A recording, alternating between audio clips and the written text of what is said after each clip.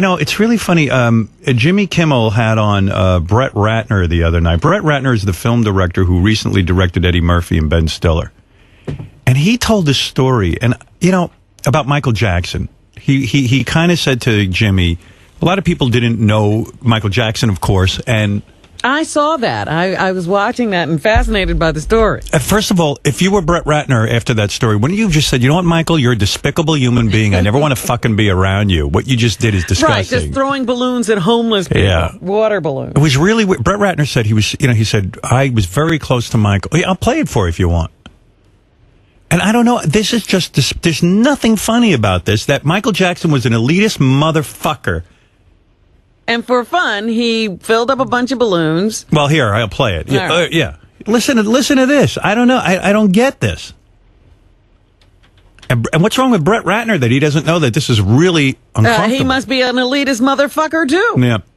I know you're a friend of Michael Jackson's. Yeah. Did you meet him from a music video? No. I met him, God, when I did the first Rush Hour, and that's a long, crazy story, but people, don't really know Michael as well as I did, really. And I sure did know. Well, yeah, but they think they know him, but this points out this story, what a phony Michael Jackson is, as well as peace in the world and I love people. It's all horseshit. Listen to this. He was probably one of the funniest human beings ever, and he would real scream. No, really, and all he wanted to do was practical jokes on people, and I'll never forget, I would sleep in the Elizabeth Taylor suite when she wasn't there at Neverland. Okay. And, you always felt like you were being watched constantly, like there was hidden cameras everywhere. Yeah. And I was sleeping one night, and his voice, because there's an intercom system, and he goes, Brett? I go, yes. I was like sleeping. I woke up. He goes, are you sleeping? I go, yes. He goes, wake up. I'm sending Kato to come get you. And I'm like, he had a limo driver who was a short Japanese guy named Kato that he would make wear a tuxedo and a hat. And he had the longest stretch limousine you've ever seen in my life. So Kato comes, he goes, you could stay in your jammies. So I stayed in my pajamas. First of all, the horror of this story is that somebody works for Michael Jackson. He wakes him up at 4 o'clock in the morning to drive him around for no fucking reason. Right. I mean, the whole world's got to be on beck and call. Yeah, but this guy got people to give him anesthesia at home. He was paying for all kinds of things. We're going to 7-Eleven. What are we doing? He goes, you'll see. Here, put this on. I go, what is that? It was a mask. I said, I don't need a mask, Michael. He puts on I go, I'm not Michael Jackson. Maybe you need a mask. He puts on a Hulk mask and says, go into the bathroom. Meet me in the bathroom. I go, this is getting strange, okay? 4 in the morning, we're in Santa Barbara in a 7-Eleven. You want me to meet you? Buy some balloons. He comes in the bathroom. We start filling up water balloons, and he literally sends me out to the car. We filled up about 100 balloons. We get back in the car. I'm like, where are we going? He goes, you'll see. We're driving down empty road. I said, what are we looking for? He goes, you'll see. No one is in sight. It's 4 in the morning in Santa Barbara off the freeway. All of a sudden, there's like I guess it must have been like a homeless guy just walking on the side of the expressway. And the guy is just literally walking like this. And Michael Jackson says, Kato, hit the brakes! and he slams on the brakes. And I literally look out the window, and this guy's like this. Like he thinks that he's going to be attacked. And all of a sudden, Michael Jackson pops out of the sunroof with the Hulk mask on. Imagine how scared this guy was at 4 in the morning. And he goes like this, and the guy's like this.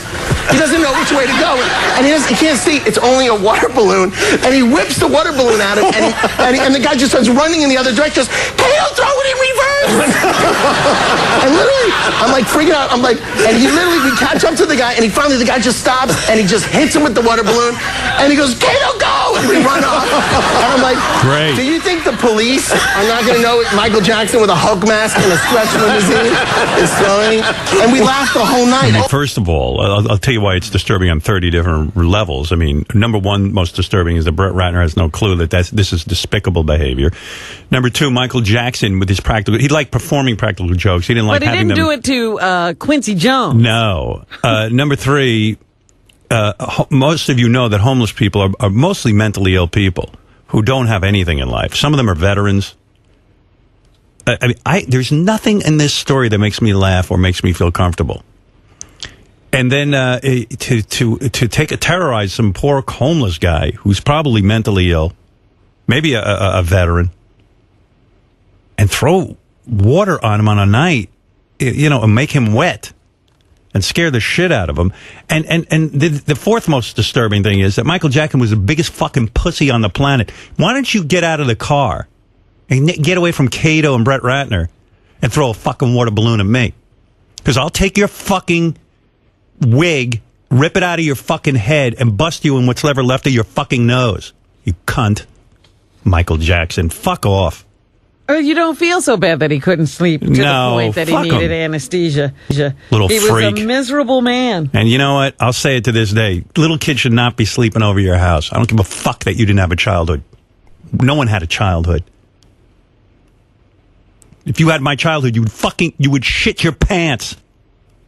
I'd much rather have been on the stage at the Ed Sullivan Theater at 13 than getting my ass beaten.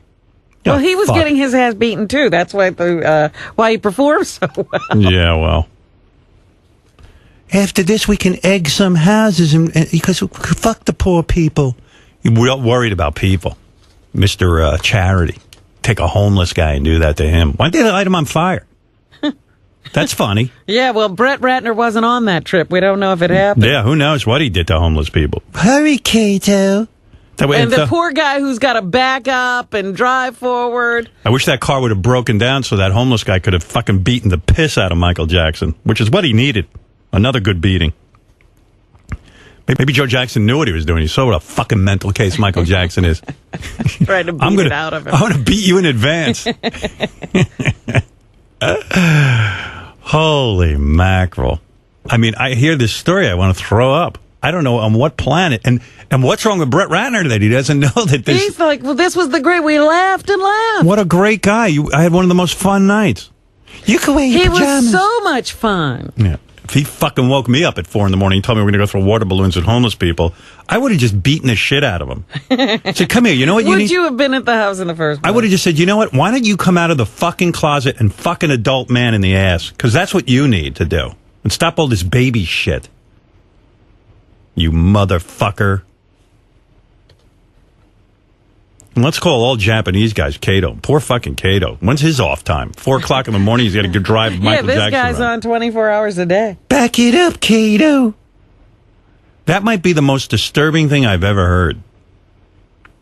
And the true legacy of Michael Jackson. I don't care that he can write music. Quite frankly, I didn't like his music. I hated it. Well, you know, there's been a whole... sanitization or rehabbing of his image. Now when they're reporting on this murder trial that's going on out in California, they go, music icon. Nobody wanted to see Michael Jackson before he died. But now it's, this guy might have killed a musical icon. Yeah. I bet you that homeless guy hired that doctor to give him the propofol or whatever that stuff is. Did the world a favor. Good Lord.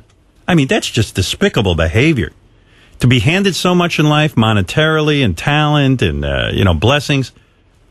To know fabulous people, go to fabulous parties, eat fabulous food in this planet. And then you're so goddamn angry you're going to throw shit on homeless people? Oh, fuck. On what level is that funny? I don't know. I don't get it. Guess I'm nuts.